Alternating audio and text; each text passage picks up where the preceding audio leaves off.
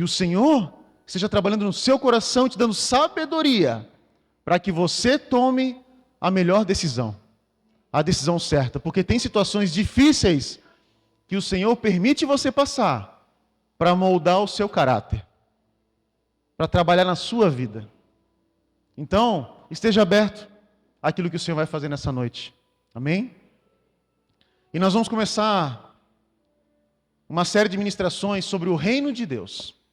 O Sérgio me deu esse tema para trabalhar aqui com vocês. E eu estava essa semana meditando um pouco sobre esse tema. E algumas coisas, algumas percepções acerca do reino de Deus mudaram no meu coração a partir desse momento. Eu quero tentar transmitir isso para você. Porque quando a gente fala de reino de Deus, muitas pessoas, às vezes, assim como eu, entendiam que o reino de Deus é estar na igreja. O reino de Deus é servir.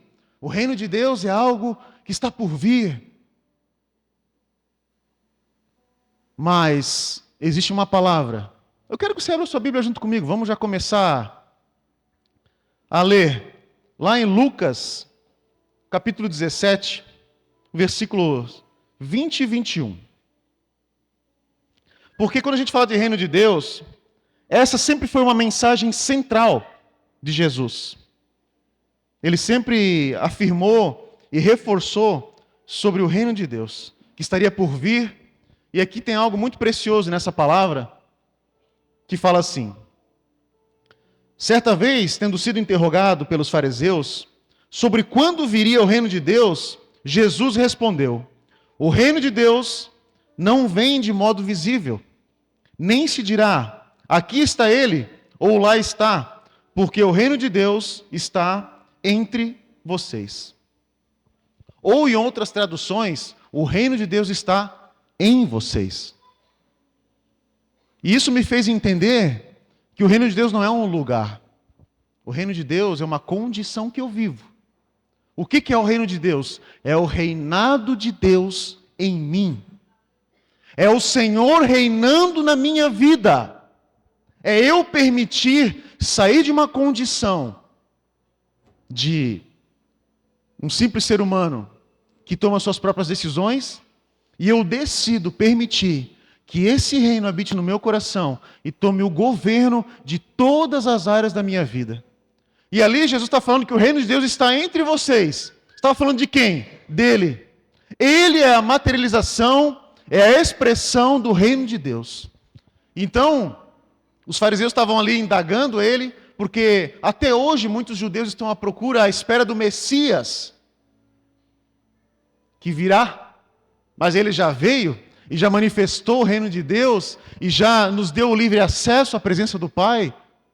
Mas muitos estão à espera por quê? Porque esperam um governante, alguém que venha de uma forma política, de uma forma visível, estabelecer um reino. Mas o reino que o Senhor estabeleceu está dentro dos nossos corações. Então é muito importante entender isso, porque até hoje, nós muitas vezes, o ser humano, ele está à procura ou à espera de alguém que venha resolver os seus problemas, de um salvador. Pode ver, quando a gente fala de política, muitas vezes a gente espera, agora vai vir alguém para mudar tudo, e a gente coloca uma baita de uma expectativa em alguém, e aí ele não se elege, aí pensa assim, agora acabou tudo, agora o negócio vai virar de cabeça para baixo.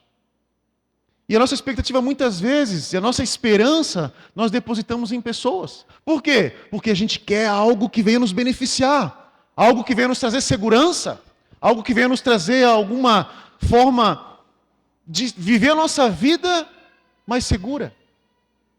E infelizmente, nas pessoas nós não vamos encontrar isso, porque é algo que a gente só encontra no Senhor. Quer ver um exemplo? Lá em João 6, diz assim, deixa eu abrir aqui. Olha só que interessante. Jesus começou a fazer os seus sinais, Jesus começou a fazer os seus milagres, e o povo começou a pensar, esse é o Messias, esse é o cara, vamos fazer dele o nosso rei. E lá no capítulo 6, o versículo 14, diz assim, depois de ver o sinal milagroso que Jesus tinha realizado, o povo começou a dizer: sem dúvida, este é o profeta que deveria vir ao mundo. Sabendo Jesus que pretendiam proclamá-lo rei à força, retirou-se novamente sozinho para o monte. De certa forma, eles estavam certos. Ele era quem haveria de vir. Mas o reino que Jesus queria estabelecer não era físico. Não era natural. Era um reino sobrenatural.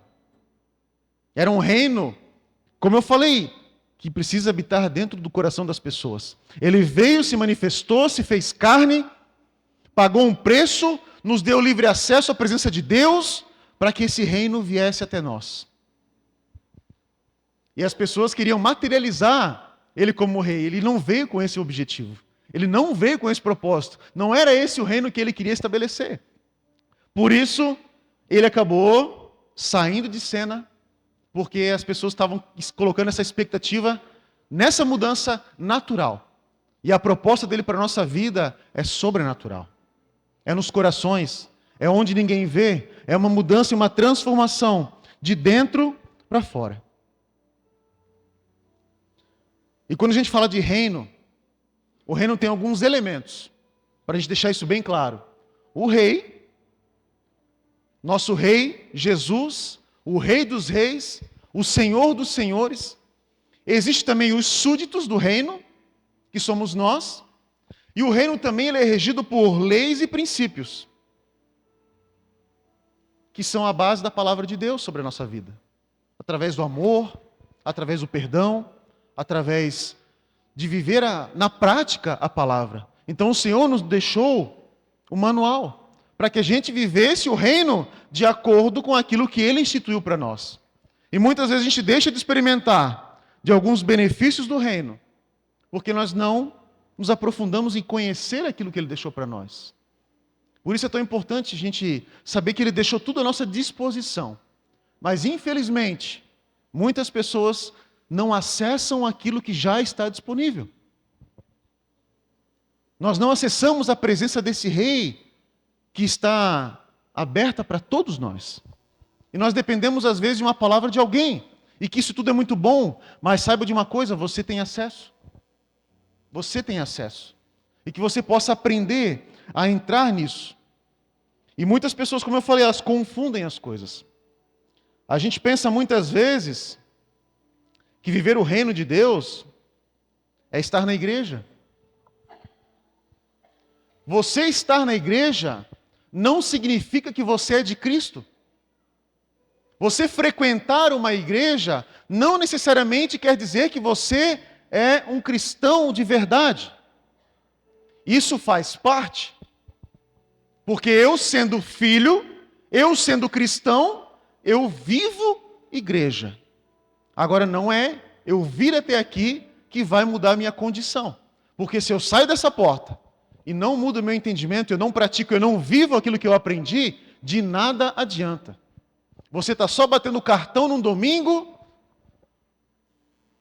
vindo aqui para uma programação, mas se isso não traz transformação na sua vida, de nada adianta, meu querido. De nada adianta. Por isso muitas pessoas também vivem o contrário. Eu não quero ir para a igreja, é eu e Deus. Os desigrejados. Porque acham que, porque lá tem gente falsa, porque lá já fizeram isso, já fizeram aquilo. Como em todo lugar tem. Saiba que a igreja é formada por pessoas. E talvez você se feriu com algumas pessoas, ou você talvez não teve um bom exemplo de cristão em algumas pessoas dentro da igreja, e muitas pessoas usam isso como argumento para não viver mais o relacionamento de igreja. Mas saiba de uma coisa, são os relacionamentos que te fazem crescer. Sejam eles bons ou ruins. Tudo isso nos desenvolve. Você não vai encontrar perfeição dentro da igreja. Mas ela é necessária, porque o Senhor, o Rei, Ele vem buscar quem? A igreja. Ele vem buscar a sua noiva. E se você não está disposto a viver igreja, para que reino você quer ir? Se eu não sei me relacionar com a igreja do Senhor, e Ele vem buscar a sua igreja, você acha que vai ter uma sala VIP no céu para aqueles que não querem? Eu quero exclusividade? Não vai ter isso. Portanto, eu preciso aprender a me relacionar. Eu preciso me deixar ser moldado. E saber que sim, vão ter pessoas que talvez vão te ferir. Talvez vão ter pessoas que você vai colocar sua expectativa nelas e essas expectativas não serão supridas. Sim. Mas a motivação do seu coração, ela não pode mudar. Você tem que estar aqui e buscar o Senhor na sua vida. Porque quando você investe em alguém, muitas vezes nós queremos resposta das pessoas. E elas muitas vezes não dão essas respostas. Mas sabe de uma coisa? Deus nunca perde a viagem. Porque se a pessoa não mudou, quem muda é você. Você fica mais amável, você fica mais perseverante, você fica uma pessoa melhor, porque você investe, o Senhor está trabalhando no seu coração. Então não se decepcione, não se frustre, se você não está recebendo o retorno que você queria das pessoas. Mas se a minha motivação está em fazer para o Senhor, eu estou fazendo a minha parte. E se a minha motivação em vir à igreja é para o Senhor, se a pessoa do meu lado não está vivendo, isso não muda o meu coração. Porque os meus olhos estão nele. Se você tirar os seus olhos de Jesus, você vai se decepcionar. Agora, se os seus olhos estão fixos nele, pode acontecer o que for ao teu redor, você não será abalado. Portanto, não tire os seus olhos dele. Então, as pessoas confundem, o reino de Deus é estar dentro da igreja. Por eu viver o reino, eu quero estar aqui. Porque eu sei que eu necessito estar aqui. Porque eu sei que isso me faz crescer. Porque eu sei que se eu andar isolado, eu sou presa fácil para o inimigo. Porque quando eu estou bem, eu posso ajudar. E quando eu estou mal, eu sou ajudado. E a sua vida é assim, meu querido. Tem horas que você está muito bem. E você pode ser um instrumento de Deus para ajudar outros. Mas tem hora que quem precisa de cuidado é você. Quem precisa ser abraçado é você. E talvez as pessoas não vão ter nada para te falar, mas simplesmente um abraço e uma disposição para te ouvir já são suficientes. Por isso é necessário viver a igreja, porque isso te protege. Isso te protege. Então não desmereça isso. Não desanime. Não deixe de viver, mas sempre com a motivação correta. E outro ponto são as pessoas que acham que o serviço que elas prestam é reino de Deus. Vou buscar em primeiro lugar o reino de Deus. É verdade, você deve buscar em primeiro lugar o reino de Deus no seu coração. E as pessoas confundem, começam a se tocar de serviço e às vezes fazem coisas que Deus nem te chamou para fazer e se sentem cansadas. E se sentem sobrecarregadas. E colocam a culpa em Deus achando que estão fazendo um favor para Ele. E não é assim. Agora, por eu ser alguém do reino, eu sirvo por amor. Eu sirvo com a minha motivação em agradar a Ele. E não receber retorno das pessoas. Porque muitas vezes você também não vai receber. Você está lá servindo, fazendo, e aí vem um abençoado e reclama ainda, tem que escutar uns desaforos, pensa, meu Deus, eu estou aqui ainda me dispondo, sair da minha casa para estar aqui servindo e escutar desaforo dos outros. Aí a pessoa fica frustrada, porque está esperando um retorno das pessoas. E quando a gente serve o Senhor, isso nos blinda. A gente não espera mais das pessoas. E agora, abrindo um parênteses, infelizmente, quando a gente fala de serviço, são poucas pessoas que fazem muito. E muitas vezes estão sobrecarregadas. Você sabia que nós temos vários ministérios aqui? E que tem muitas pessoas que estão realmente cansadas porque tem uma escala bem pesada, que muitas vezes tem que estar aqui todos os domingos. E se alguns de nós nos colocássemos à disposição para servir aos outros, tudo ficaria mais fácil, tudo ficaria mais leve. Você sabia disso? Porque às vezes a gente quer ser servido, mas a gente não quer servir. E o servir também te desenvolve. O servir também te faz crescer. O servir te faz amadurecer. Aí a gente coloca um monte de desculpa. Porque eu não sei. Você precisa de duas coisas: disposição e disponibilidade. Cuidar de um estacionamento. Você não precisa ser um guarda de trânsito para isso. Você só precisa estar disponível para ajudar. Cantina. Precisamos muito de pessoas para ajudar na cantina. Simples e essencial. Libras. Agora eu vou puxar a sardinha para Libras, né, Fábio? Precisa de pessoas ou não precisa? Muito. Aí estão aqui, se revezando, 2, 3 no máximo, todo domingo. E olha a oportunidade que você tem de aprender algo novo, se desenvolver e servir pessoas. E ministrar o coração de pessoas. Bilíngue, olha só, é verdade, né? Pode até botar no currículo, né? Bilíngue. Aí a pessoa... Deixa. Então, olha só, e eu vejo assim, a Fábio, eu vou usar o exemplo da Fábio. Tinha vergonha de abrir a boca até no grupo de crescimento. Aí daqui a pouco eu vejo a Fábio aqui, até dançando assim, coisa e tal. Eu pensei, olha só como Deus faz as coisas na vida da gente, né? Olha só como Deus, que nem aquele rapazinho na bateria. Olha o que Deus faz na vida do irmão, olha o que Deus faz na vida da gente. Transforma. Por quê? Porque eu me coloco à disposição. Simplesmente isso. Eu me coloco à disposição e Deus usa e desenvolve dons e talentos. Ou você acha que Deus vai desenvolver dons e talentos na sua vida lá sentado no sofá? Ou só sentado na cadeirinha, escutando a palavrinha, indo para a minha casinha, vivendo a minha rotininha? Então Deus quer te usar. Deus quer usar o teu potencial, os dons e talentos que Ele já te deu e precisam ser desenvolvidos. Você só precisa se colocar à disposição e tudo fica mais leve, tudo fica mais fácil para todo mundo. É simples. Então, nem estava na palavra, mas eu decidi abrir esse parênteses e agora fechamos ele. Só que as pessoas às vezes não entendem a sua condição de quê? Filho. Aí se sentem como empregados de Deus. Aí vem uma outra situação. Por quê? As pessoas acham que vão comprar o amor de Deus pelo seu serviço. Ah, se eu servir, Deus vai me amar mais. E não é assim. Deus não te ama pelo que você faz, Deus te ama por quem você é. E isso não muda. Eu digo para você porque eu demorei muito para entender isso. E eu vivi uma fase tenebrosa da minha vida, me sentindo mal porque eu não estava mais servindo e achava que Deus não me amava mais.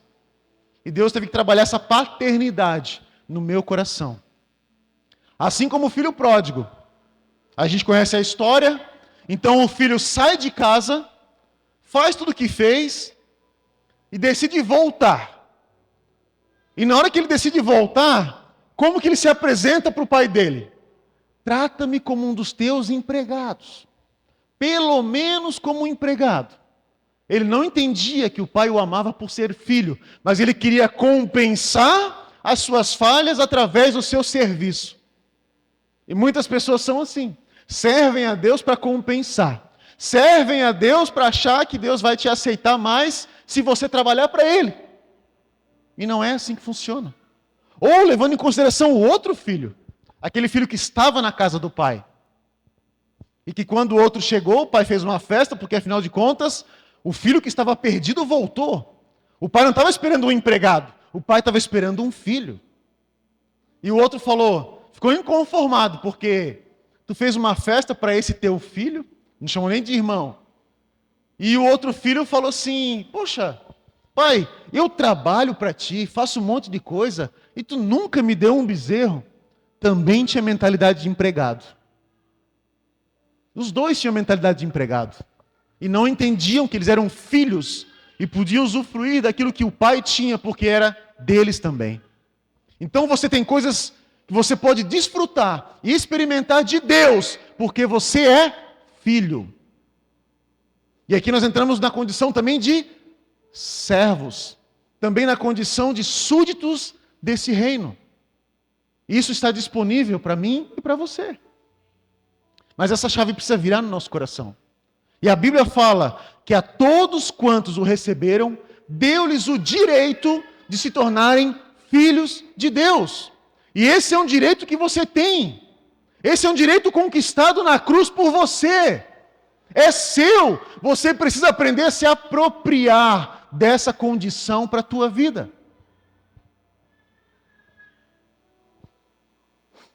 Então, aprenda a viver isso. E outra situação é que muitas vezes as pessoas colocam Deus numa situação, parece que Ele precisa do meu serviço também. Eu estou fazendo um favor para Ele, porque afinal de contas, coitadinho de Deus.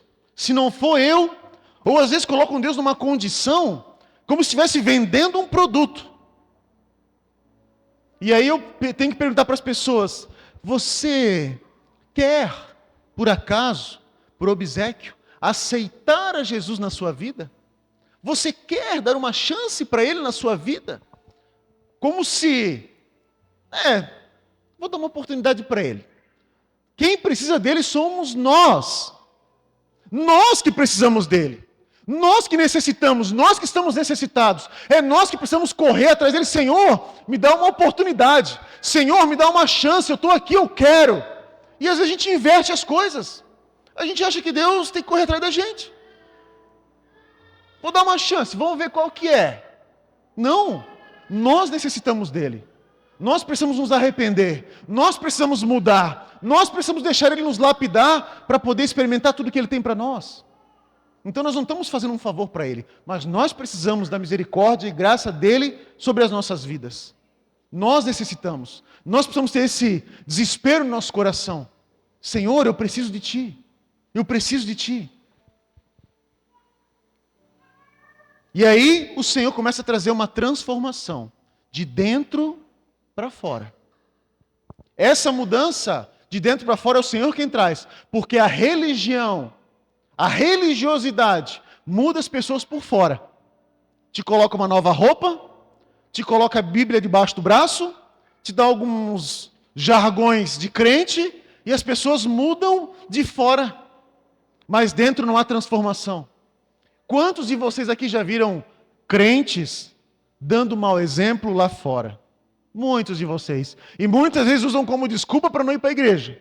O que adianta ir para a igreja? Se faz assim, se faz assado. Então quer dizer que você, o dia que o Senhor voltar, você vai chegar diante dele e vai falar, Senhor, eu não quero, não fiz, porque o fulano não dava bom testemunho. E daí? É você. Então nós precisamos viver, porque a religião faz isso, bota uma capa. Agora, o verdadeiro relacionamento com o Senhor traz mudança aqui dentro. E essa mudança, ela começa a se expressar e se manifestar nas nossas atitudes.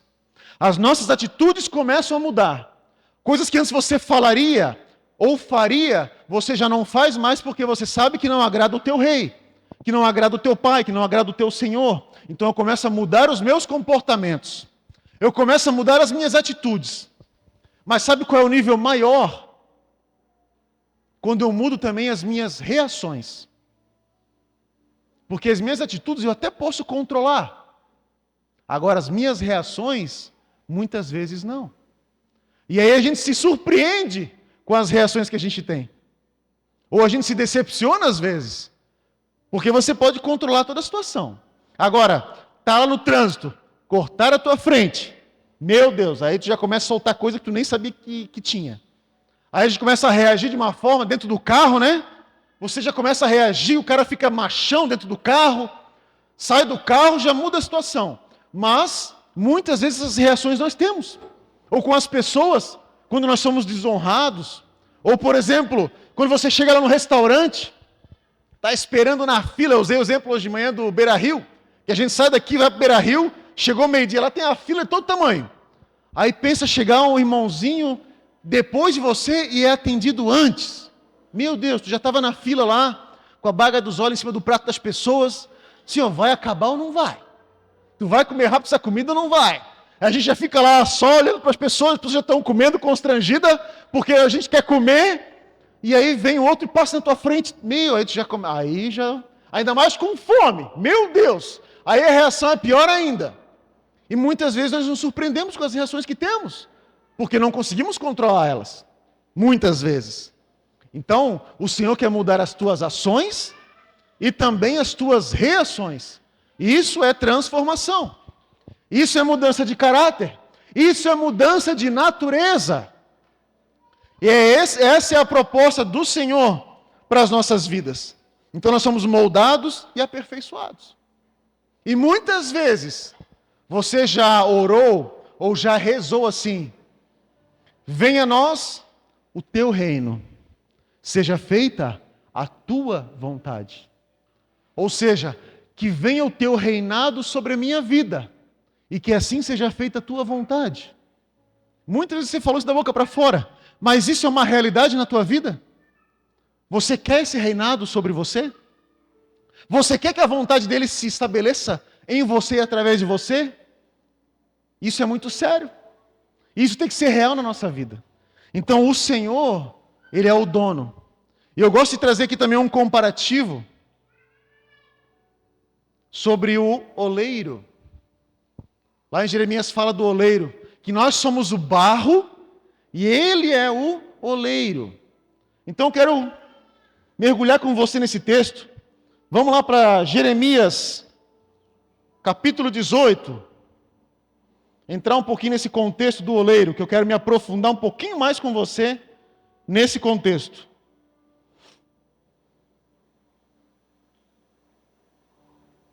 Jeremias 18, a partir do versículo 1. E lá diz assim: esta é a palavra que veio a Jeremias da parte do Senhor. Vá à casa do oleiro, e ali você ouvirá a minha mensagem.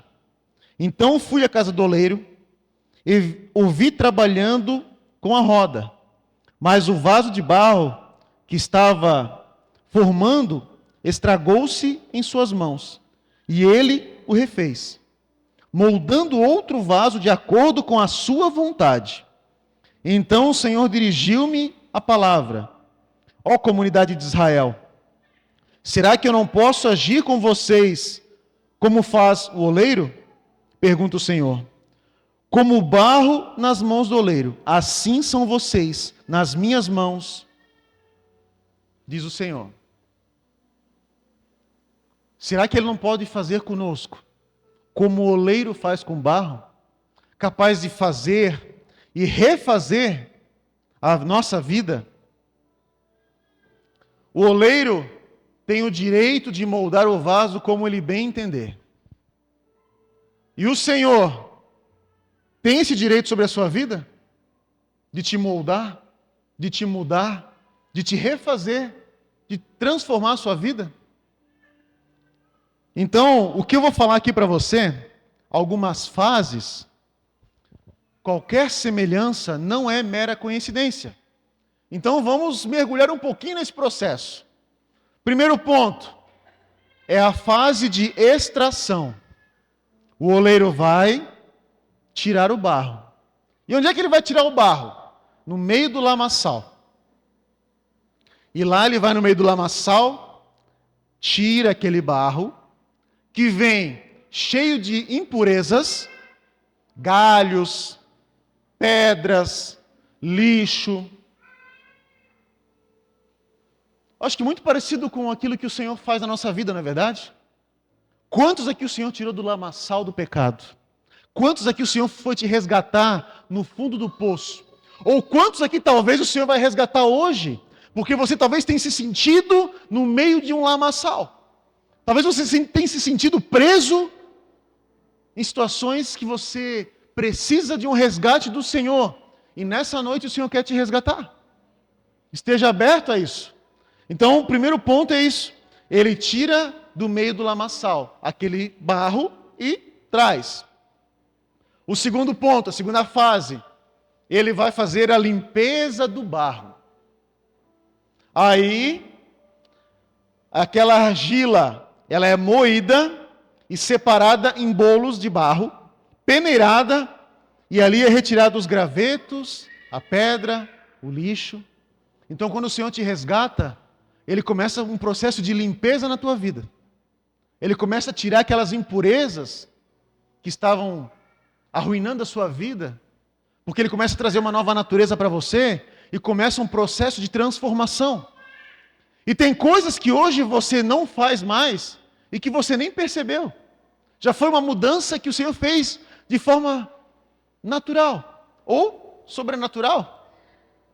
Talvez algumas outras sejam um pouco mais difíceis para você ainda, mas é um processo de mudança, é um processo de transformação, é um processo de limpeza que o Senhor está fazendo na sua vida. E esse também é um ponto. Depois, o Senhor mistura o barro. E como é que ele mistura? Ele mistura a argila com água para fazer o quê? Para curar aquele barro. O que essa água simboliza? O Espírito Santo, que começa a agir em você. O Espírito Santo, que começa a te deixar mais maleável. O Espírito Santo começa a te limpar. Essa água pura que começa a transbordar na sua vida e começa a te limpar de uma forma profunda. E aí o barro passa por esse processo de mistura. E ali ele vai tirando também o quê? As bolhas de ar daquela massa. O que simboliza essas bolhas de ar? Aquelas coisas que ninguém vê. Aquelas coisas que só você sabe. Porque as pedras, o graveto, o lixo é visível, mas as bolhas de ar não. E elas prejudicam a qualidade do vaso tanto quanto as outras impurezas. Só que essa ninguém vê. Porque se o barro for colocado com bolhas de ar dentro do forno, ele estoura. E ainda assim estoura e prejudica os outros vasos que estão dentro do forno. E assim são as pessoas que não deixam ser tratadas nas áreas que ninguém vê. Além de se estourar, prejudica o irmão. Por isso é muito importante, aquelas áreas que ninguém sabe, mas que o Senhor sabe, você deixar Ele transformar também. Você deixar Ele tratar a sua vida por completo. E Ele precisa misturar a massa, bater, pisar, amassar. E esse é um processo doloroso, mas também que é necessário. Porque na medida que ele vai mexendo, amassando, ele vai encontrando as impurezas. Então ele precisa sentir, ele precisa tocar, ele precisa amassar para poder retirar tudo que não presta daquele barro. E assim o Senhor faz na nossa vida. E muitas vezes dói, é verdade. Mas a gente precisa passar por esses processos. Depois vem a fase da preparação do barro. Então ele continua limpando, só que agora ele começa a fazer uma limpeza mais minuciosa. As pedrinhas menores, aquelas pedrinhas pequenas. Então são curas e níveis de transformação mais detalhados. E que à medida que nós vamos avançando, o Senhor vai nos mostrando. Gente, é como você pegar um tecido e você olha com seus olhos assim, está perfeito. Agora pega aquele tecido e começa a aproximar da luz. Você vai começando a ver as imperfeições. E assim somos nós. À medida que nós vamos nos aproximando do Senhor, a gente começa a ver o quantas imperfeições ainda existem em nós. E isso não serve para nos desanimar, mas isso serve para nos aperfeiçoar. Então, quanto mais perto do Senhor eu chego, mais eu vejo o quanto eu sou falho. Mais eu vejo o quanto eu preciso de transformação. Mais eu vejo o quanto eu preciso passar pelo processo. Isso é maravilhoso. Porque às vezes a gente se decepciona com nós mesmos, porque o Senhor te revela para você mesmo. E você vê, meu Deus, achei que estava bem. Mas eu preciso ainda de mais. E Ele vai fazendo isso na sua vida. E aí começa o processo de moldar. O que o oleiro faz? Ele pega aquele barro, como se fosse aqui, um torno. Ele pega aquele barro e coloca no centro. O que isso significa? Ele te coloca no centro da sua vontade. E aí ele começa a mexer. E se você quer estar no centro da vontade do Senhor, você precisa estar nas mãos do oleiro. Ele coloca no centro. E quando ele coloca, o Senhor sabe exatamente que que vaso ele vai moldar. Isso tem a ver com o propósito.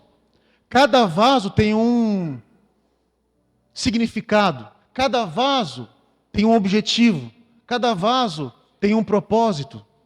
Então não fique se comparando com outras pessoas. Não fique querendo ser quem você não é, ou quem você não foi chamado para ser. Mas tenha claro a sua identidade, saber que o Senhor te molda conforme a vontade dEle, conforme o propósito que Ele tem para você. Então Ele começa a moldar, Ele já sabe o que Ele vai fazer daquele vaso. Ele já sabe para que finalidade vai ser aquele vaso, dentro do centro da vontade dEle. E o oleiro pega a sua mão e rasga aquela massa, aquele barro. E ele começa a moldar de dentro para fora. E é essa transformação que o Senhor quer fazer na sua vida, de dentro para fora. Ele coloca a sua mão ali e começa a moldar, e começa a modelar e fazer essa transformação, de acordo com a vontade dele. E precisa de duas coisas só: a mão do oleiro e a água.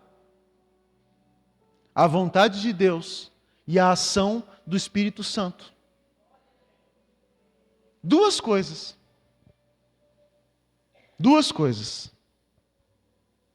E sabe o que acontece?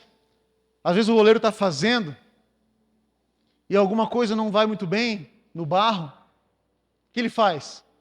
Ele amassa, e não dá para ficar remendando, e faz tudo novo. Começa do zero. Você tem que estar disposto a viver recomeços na sua vida, a deixar o Senhor te moldar. Mas sabe o que não pode te faltar? Você precisa ser maleável. Porque a partir do momento que o barro está rígido, não há mais esperança para ele. A partir do momento que o barro está rígido, o oleiro não consegue mais moldar. Tem que jogar fora. Agora, se ainda está maleável, há esperança. Se ainda tem água ali, hidratando e moldando aquele barro, o oleiro pode refazer ele. Tirar todas as suas rachaduras, as suas brechas, que muitas vezes nós temos elas, por conta de situações que nós vivemos, passamos, frustrações, decepções, pecados, que vão nos rachando, e que é preciso o oleiro ir lá e refazer. O oleiro não trabalha com remendo. O oleiro trabalha com vaso íntegro. E é assim que o Senhor quer fazer na nossa vida. De forma total. De forma verdadeira. É assim que Ele quer fazer na nossa vida. Mas você precisa ser maleável para isso. Eu preciso ter humildade. Eu preciso me submeter à vontade do Senhor, para que Ele possa me refazer, me reconstruir se for necessário. Senhor, se for preciso, quebra tudo e faz de novo, conforme a tua vontade, não conforme a minha. Depois vem a fase da secagem do vaso. Então, o vaso já tem aparência de vaso, já tem cara de vaso. O que o oleiro faz?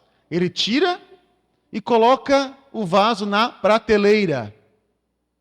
E ele passa por um processo de descanso, de espera. E é aí onde muitas pessoas se frustram, porque pensam: uau, agora eu estou pronto, agora a coisa vai acontecer. E fica lá na prateleira, esperando. Sabe por quê? Existe um tempo certo para as coisas acontecerem na sua vida. E o tempo de Deus, geralmente, não é o nosso tempo. E aí, é a crise que acontece. O Senhor se esqueceu de mim? O Senhor não me ama? E aí, pior ainda, é ver, quando o oleiro vai lá, abre o armário, pensa: chegou a minha vez. E ele pega o vaso do lado e leva. E tu pensa: não acredito. Aconteceu na vida do meu irmão e não aconteceu na minha. Deus se esqueceu de mim, por que ele, não eu, Deus? Porque era o tempo dele, não o teu. Existe um tempo para as coisas. Existe um tempo de maturação, um tempo de cura, onde há um silêncio. Você não escuta Deus. As pessoas se afastam de você. Onde você se sente só. Onde você pensa que ninguém olha para você.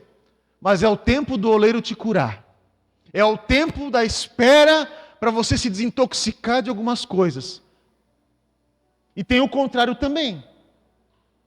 Tem aquelas pessoas que estão ali à espera para que o oleiro venha te usar, mas tem aquelas pessoas que estão doidinhas para que o oleiro nem te veja. Não, vai, chama o outro. Não, pega o outro vaso, me deixa aqui. Por quê? Começa a ficar confortável também. Eu fico acomodado. Aí Deus tem um chamado para muita gente aqui. Mas está tão confortável aqui. Para que eu vou me incomodar? Deixa eu quieto no meu canto. Oleiro, leva o outro. Quantos aqui estão se sentindo assim, muitas vezes? Sabe que Deus tem um chamado para você. Mas eu não quero, está tão confortável. E a gente entra num comodismo. A gente entra num marasmo. Fica lá na prateleira guardado, cheio de talento, cheio de capacidade, cheio de promessa de Deus, cheio de palavra de Deus sobre a sua vida. Mas eu fico limitando porque eu não quero. Eu fujo. Nós precisamos passar por esse tempo. Ele é necessário, mas é um tempo. É um tempo. E não se limite a deixar, ou não se frustre por não ter acontecido ainda. E eu digo para você, eu já entrei em muitas crises assim. E eu falava para a Luana, quando eu pensava assim, agora eu estou com cara de vaso. Meu Deus, agora é minha hora. Agora é meu momento. Aí o vaso do lado era levado. Sabe, meu Deus. Aí, não, agora vai. Agora chegou o oleiro. E era o outro. Aí eu pensava assim, meu Deus. Parece que para mim tudo é mais difícil. Parece que para mim a coisa não vai. Quando eu acho que vai, não vai. Quando eu acho que agora, espera mais um pouco. Quando eu acho que a coisa vai desenrolar, espera. Confia. Meu Deus, que palavra. Mas tudo isso faz parte de um processo de transformação. Tudo isso faz. E é necessário. O silêncio de Deus, muitas vezes, é necessário para nós. A gente não tem algumas respostas que a gente gostaria de ter. Não tem. Mas eu preciso confiar. Eu preciso estar nas mãos do oleiro. Eu preciso me submeter. Depois, vem o processo de queima. O processo de queima. Quando eu penso que agora vai, o oleiro me pegou lá, na prateleira, agora vai, ele te leva para o forno ainda. Meu Deus! Agora que eu achei que ia, está me levando para o forno, piorou, mas valia ter ficado lá. Saiba de uma coisa, mais vale um processo lento e permanente do que um processo rápido e de curto prazo. Eu vi muitas pessoas que começaram uma caminhada com Cristo e foi assim exponencial, rápido. Meu Deus, eu pensava, caramba! Mas daqui a pouco acabou. Nunca mais vi. Mas vale ser um processo lento, mas na direção certa. Porque isso é permanente. Isso reflete para a eternidade. Então o vaso passa por esse processo de queima. Primeira temperatura, 200 graus. Ali evapora o excesso de água. Depois, de 300 a 600. Então ali todo o material orgânico é eliminado. E então, acima de 900 graus. Ali parece que o vaso não vai suportar. Ali parece que agora vai estourar tudo. Agora eu não aguento. É aquele momento que você pensa, agora não tem saída. Agora cheguei no meu limite. Então começa um processo de encardeamento do vaso. Onde acontece o quê? A maturação do barro. E a sua estrutura começa a ficar firme. Então quando você passa pelo fogo, você sai mais firme. A sua fé, ela acaba sendo fundamentada. Quando você passa por esse processo de fogo, você sai pronto para cumprir o propósito. Mas é necessário passar por ele. Quando você acha que não vai mais aguentar, quando você acha que chegou no seu limite, é ali que o Senhor age de forma sobrenatural sobre a sua vida. Esteja disposto a passar por isso. Esteja aberto, porque isso estabelece o reino de Deus sobre a sua vida. E depois vem a fase onde o vaso é usado para a sua finalidade, para aquilo que foi projetado, para o seu chamado, para aquilo que o Senhor tem para a sua vida. Não fuja daquilo que o Senhor tem para você. Não queira pular etapas, porque você não vai conseguir pular etapas. Porque se pegar o vaso cru e usar ele, ele não vai resistir. Se o vaso não passar pelas temperaturas que ele precisa passar e pelos processos que ele precisa passar, ele não vai resistir. Por isso o Senhor faz isso com a gente, por amor, para refletir para a eternidade. E essa tem que ser a nossa esperança, viver esperando algo que é eterno.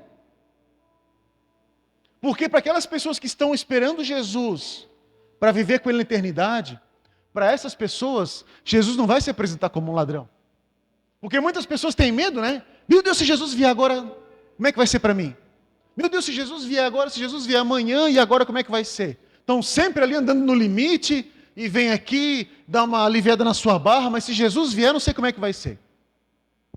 Para as pessoas que estão esperando, Ele não vem como ladrão. Porque a gente já está esperando por Ele. A minha vida já reflete isso. Eu já estou vivendo o reino de Deus aqui na terra. Isso já é real na minha vida. O reinado do Senhor já está sobre mim. Eu já desfruto desse reino aqui. Depois vai ser melhor ainda. Depois vai ser maravilhoso. Depois vai ser algo glorioso. Porque eu já vivo isso. Isso já é real, isso já é presente na minha vida. E nós precisamos estar dispostos a isso. Querendo, desejando viver o reino de Deus nas nossas vidas. Você tem vivido isso? Há uma esperança para você. Há algo que o Senhor quer fazer na sua vida. Talvez você ache que não tem mais jeito. Mas se está maleável ainda, há esperança. Não saia das mãos do oleiro. Não saia do propósito que o Senhor tem para você. Que nós possamos, que a nossa vida possa apontar para a eternidade. Que nós venhamos viver com essa esperança. Senhor, eu quero estar contigo. Porque a nossa esperança é que o Rei dos Reis, que o Senhor dos Senhores, que o Todo-Poderoso, que o Eterno venha estar comigo e eu possa estar reinando com Ele por toda a eternidade. E que tudo que eu passar aqui venha valer a pena. E vale a pena, porque isso aqui é momentâneo, isso aqui é transitório, mas aquilo que o Senhor tem para mim é eterno. E aí não tem nada melhor. E a gente tem que viver com essa esperança, a gente tem que viver com essa motivação, a gente tem que viver com essa vida de Senhor, o teu sacrifício por mim foi muito maior. O pouco que eu faço aqui nem se compara, porque o preço já foi pago. Entenda uma coisa, não é pelo que você faz, é a graça do Senhor na tua vida. Nós temos que desfrutar dessa graça, dessa misericórdia, mas também saber que o amor corrige. Que um pai que ama, corrige os seus filhos e coloca no caminho. Isso é amor. Um pai que é negligente não demonstra o amor para o seu filho, mas um pai que o direciona no caminho certo, esse demonstra amor. E Deus faz a mesma coisa com a gente. Se vocês quiserem vir. Que a nossa vida possa refletir a isso. Que nós possamos proclamar esse reino através das nossas vidas. Não só com a nossa boca, mas com as nossas atitudes, com o nosso comportamento. Que a nossa vida venha refletir o reino de Deus nos lugares que a gente está. E lá em Marcos, capítulo 1, versículo 15. Coloca para a gente ali, por favor. Marcos 1, 15. O tempo é chegado, dizia ele. O reino de Deus está próximo. Arrependam-se e creiam no Evangelho. O reino de Deus está próximo. Nós precisamos de arrependimento. E nós precisamos viver sobre essa expectativa. Porque às vezes as pessoas pensam, mas isso vai acontecer, sei lá quando. Já estão falando sobre isso há muitos anos atrás. Desde que eu nasci, eu estou escutando que o reino de Deus vem, que Jesus vai voltar. Mas Jesus pode voltar para você hoje. Você saindo daqui. E se você não estiver preparado, se a sua vida não estiver alinhada, meu irmão, não tem mais o que fazer.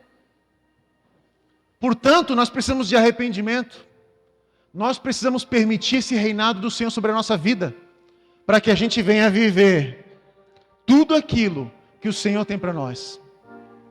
E isso não pode ser um peso para você. Ei, isso não pode soar com medo. Isso tem que ser esperança.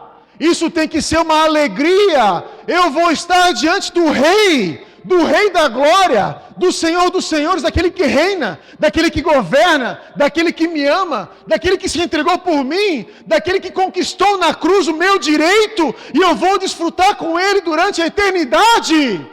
Isso tem que ser uma alegria para nós. Isso tem que ser motivo de esperança. E dizer, Senhor, vem, eu não vejo a hora de te encontrar. Maranata, a hora vem, Senhor Jesus. Eu quero estar contigo porque eu te amo. Eu não busco a Deus por medo do inferno. Eu busco a Deus porque eu amo Ele. Porque eu quero estar com Ele. E infelizmente, muitas pessoas vêm para a igreja, não por amor ao Senhor, mas com medo de ir para o inferno. Porque tem medo. Não. Mas que o seu coração venha queimar de amor por Ele. Que o seu coração venha arder de amor por Ele. Porque o dele arde de amor por você. Você é amado de Deus. Você é amado de Deus. E eu queria muito trazer para você uma palavra bem linda. Bem bonita. Vem para Jesus, que é tudo lindo e maravilhoso. Que é tudo fácil, que é só vitória, que é só bênção, que é só alegria. É, mas tem processo. É, mas tem transformação. É também, mas tem luta, tem dificuldade. Por quê? Porque o mal que habita em nós precisa morrer todos os dias. Porque nós precisamos mortificar essa natureza pecaminosa que nasce em nós. Todos os dias. Porque vira e mexe a nossa carne e começa a querer gritar, começa a querer reinar, começa a querer mandar, e a gente se acomoda, e a gente tem preguiça, e a gente não quer confronto, a gente não quer cruz, nós só queremos bênção, nós só queremos cura, nós só queremos milagre, mas nós precisamos de arrependimento, nós precisamos de transformação, nós precisamos viver a palavra na prática. Parar de ser só ouvinte e ser praticantes da palavra. Porque se a gente praticasse pelo menos metade do que a gente sabe, nós não seríamos as mesmas pessoas. Nós precisamos viver a prática do Evangelho. Deixar Cristo transformar a minha vida por completo. Deixar Ele reinar em todas as áreas. Todas. Tem umas que são mais fáceis, mas são todas. Submeter ao governo dele, submeter à autoridade dele e confiar que ele tem o melhor para mim. Às vezes a gente não submete porque a gente não confia, porque a gente quer do nosso jeito, porque a gente acha que do nosso jeito é melhor. Imagina se Deus não fizer como eu quero, vai ser melhor. É o ideal. Exige de nós confiança, porque a gente não vê, e a gente muitas vezes quer andar por vista, a gente quer muitas vezes saber onde a gente está pisando, mas às vezes você tem que colocar o pé na água, e andar debaixo de uma palavra. Se Ele falou vai, vai, mas você precisa deixar, você precisa tomar a sua decisão, a sua postura. Eu quero ler algo para você, e que você possa ouvir como o Senhor falando contigo. Por isso eu quero pedir para que você feche os seus olhos um pouco, baixe sua cabeça.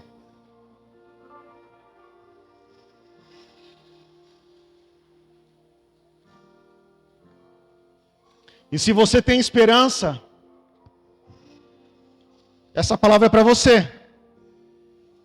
Se você tem essa expectativa, essa palavra é para você. Então vi novos céus e nova terra, pois o primeiro céu e a primeira terra tinham passado. O mar já não existia. Vi a cidade santa, a nova Jerusalém, que descia do céu da parte de Deus, preparada como uma noiva, adornada para o seu marido. Ouvi uma forte voz que vinha do trono e dizia: agora o tabernáculo de Deus está com os homens com os quais ele viverá. Eles serão o seu povo.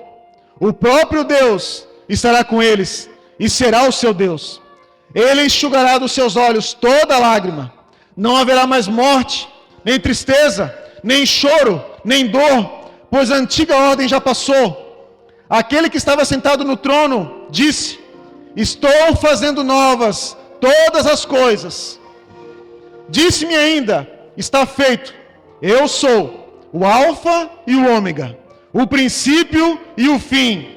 A quem tiver sede, darei de beber gratuitamente da fonte de água da vida. O vencedor herdará tudo isso. Eu serei o seu Deus e ele será o meu filho. Você precisa se apropriar disso. Você precisa viver sobre essa expectativa de que um dia você estará diante dele. Ele mesmo enxugará dos seus olhos toda lágrima. Não haverá mais dor. Talvez você passou uma vida inteira com dor. Talvez existe uma dor no seu coração, mas lá não haverá mais dor. Não haverá mais sofrimento. Não haverá mais decepção. Não haverá mais morte. Não haverá mais tristeza. Porque você estará no lugar que foi reservado para você e conquistado lá na cruz.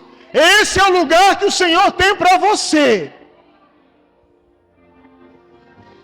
Mas você precisa deixar com que Ele reine dentro de você. Eu quero te convidar a você ficar de pé.